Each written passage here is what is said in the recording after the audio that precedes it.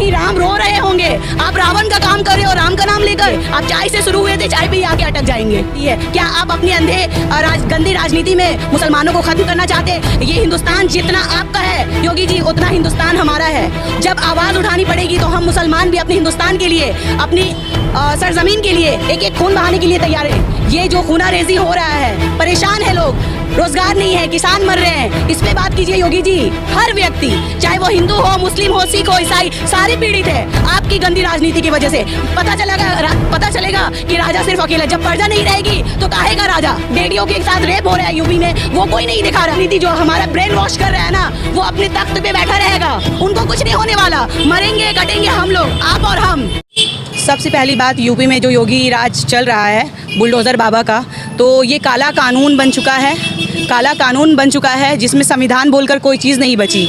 अतीक अहमद और उसका बेटा, जिस तरीके से इन लोगों की मतलब जो जय श्री राम के नाम पे बंदूक चलाया गया, क्या ये संविधान के अंदर थी ये बात?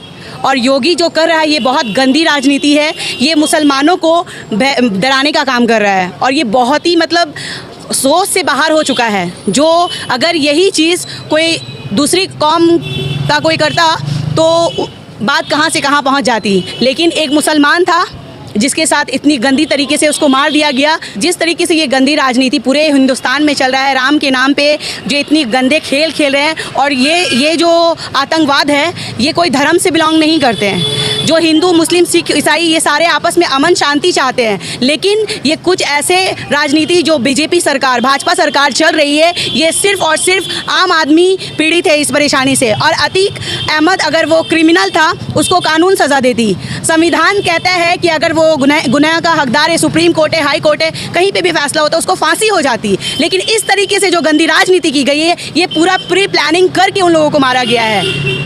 ये सॉल्यूशन नहीं है। ये योगी जी जो सोच रहे हैं ना कि ये सॉल्यूशन है, और वो जो कह रहे हैं कि बुलडोज़र चलाओ, अरे अगर आपको हिंदुस्तान अपना यूपी अच्छा करना है ना, तो आप गरीबों के पास जाओ, बेरोजगारी पे बात करो, किसानों पे बात करो। आप कहाँ जा रहे हो? आप पूरे हिंदुस्तान को ख़त्म करने में लगे हुए हो। और अगर सबसे बड़ी बात कि अगर हिंदुस्तान में दंगा होता है तो सिर्फ मुसलमान ही नहीं मरेंगे, साथ में हिंदू, मुस्लिम, सिख, ईसाई सभी मरेंगे। क्रिमिनल है, उसने गुनाह किया है तो उसके लिए कानून है। आप सुप्रीम कोर्ट, हाई कोर्ट जहाँ पे भी अपील करते हो, उसकी जो सज़ा बनती है उसको फांसी का सज़ा होता, लेकिन वो कानून संविधान के साथ जो संविधान कहती है उसको लेकर चलते। लेकिन ये जो हुआ, एक आतंकवादी, आपने कह रहे हैं कि वो दहशतगर्द था या बहुत बड़ा क्रिमिनल था अतीक अहमद, आपने उसको जैसे भी करके मरवा दिया, ठीक है, लेकिन 3 और क्रिमिनल तो पैदा हो गए। ये 3 आतंकवाद ये कहाँ से थे? अलग अलग जगह से थे। ये कैसे मिले? कैसे इनके पास जो गन था वो इंडिया का, भारत में वो गन रहता ही नहीं है, तो कैसे दिया गया? आखिर उन लोगों को किसी ने तो हायर किया होगा, किसी ने तो ये गंदी चाल चली है। और सबसे बड़ी बात ये है कि जो 3 शूटर थे उसमें से एक को स्मृति ईरानी के कॉन्फ्रेंस में देखा गया। इसका मतलब ये है कि इस पूरा प्लान के पीछे स्मृति ईरानी का हाथ होगा, और अगर स्मृति ईरानी है तो योगी जी भी होंगे, और अगर योगी जी है तो पूरा भाजपा मिलके ये पूरा प्लान करके ये इतना गंदा खेल खेला है। सबसे बड़ी बात कि 45 पुलिस के बीच में 3 आतंकवाद घुसते हैं और फायरिंग शुरू कर देते हैं, लेकिन इतनी फायरिंग होने के बावजूद पुलिस की तरफ से एक्शन क्यों नहीं लिया गया? एक भी फायरिंग पुलिस ने क्यों नहीं किया उस आतंकवादों के ऊपर? दूसरी बात, आज 3 दिन हो गया है, अभी तक किसी तरह का कोई एक्शन क्यों नहीं लिया गया? अब वो 3 आतंकी जो है उसके ऊपर योगी जी बात क्यों नहीं करी? क्या ये योगी बाबा जो बुलडोज़र रखे हैं ये सिर्फ मुसलमानों के लिए है? 45 पुलिस के बीच में 3 क्रिमिनल आते हैं और शूट करते हैं, लेकिन पुलिस के तरफ से एक भी गोली क्यों नहीं चली? आखिर योगी जी क्या चाहते हैं? ये बुलडोज़र बाबा बने सिर्फ मुसलमानों के लिए, या इन 3 अपराधी के ऊपर बुलडोज़र चलाएंगे? ये सवाल है योगी जी से। ये पूरी भाजपा किसको ख़त्म करना चाहती है? पूरा इस्लाम को?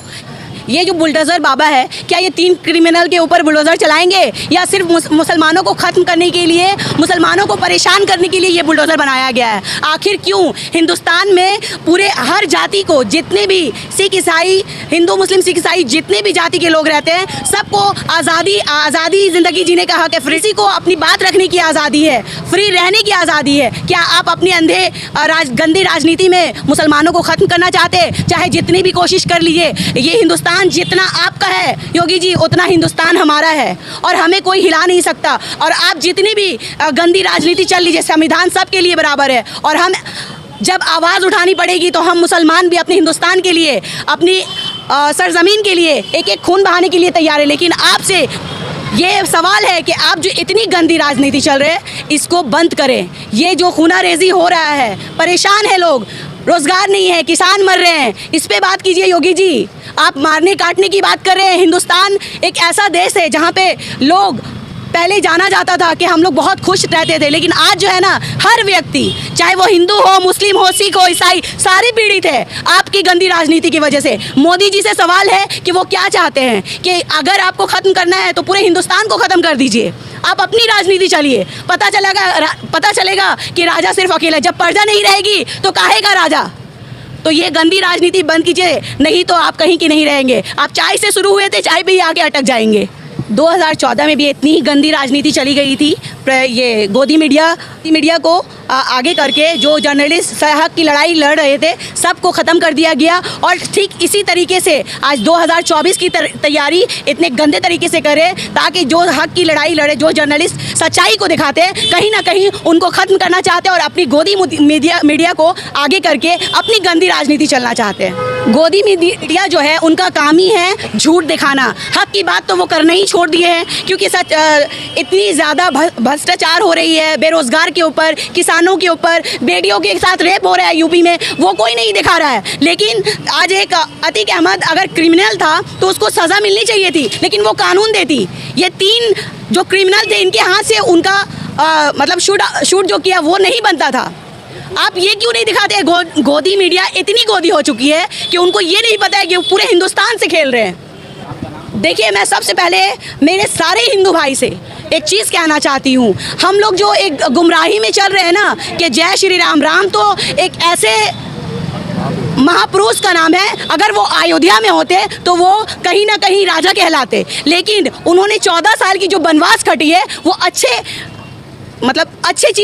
काम करने के लिए, अपने कहीं ना कहीं, मुझे इतना पता नहीं है, लेकिन अच्छे कर्म करने के लिए उन्होंने वनवास कर, तब जाके उनको राम का नाम दिया गया। लेकिन आज हमारे भाई क्या कर रहे हो? उसी राम को बदनाम, कहीं ना कहीं राम रो रहे होंगे।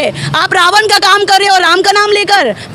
मेरी अपील है अपने हिंदू भाइयों बहनों से कि आप लोग अपनी नज़र खोलो, नहीं तो कोई भी मरे, साथ में सभी मरेगा। हम मरेंगे तो आप भी मरेंगे। और ना, जो गंदी राजनीति जो हमारा ब्रेन वॉश कर रहा है ना, वो अपने तख्त पे बैठा रहेगा, उनको कुछ नहीं होने वाला। मरेंगे कटेंगे हम लोग, आप और हम।